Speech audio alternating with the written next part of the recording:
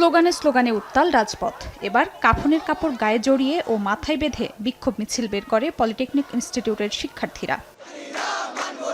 শুক্রবার দুপুরে সারা দেশে সরকারি পলিটেকনিক ইনস্টিটিউটের সামনে থেকে শুরু হয় বিক্ষোভ মিছিল। অংশ নেন বেসরকারি পলিটেকনিক ইনস্টিটিউটের শিক্ষার্থীরাও। মিছিল শেষে আয়োজন করা হয় সমাবেশের। অবৈধ প্রমোশনের মাধ্যমে তারা চাচ্ছে যে জুনিয়র ইনস্ট্রাক্টর হওয়া আমাদের টিচার হবে।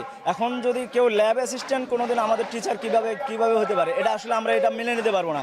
এই ক্রাফটদের সর্বপ্রথম হাঁটাতে হবে, কারিগরি শিক্ষাকে আরো উন্নত করতে হবে, তাহলে একটি উন্নয়নশীল দেশ গঠন করা সম্ভব। আমরা দাবি আদায় পূরণ করে ছাড়বো আর আমাদের 10ম গ্রেড আদায় করে ছাড়বো।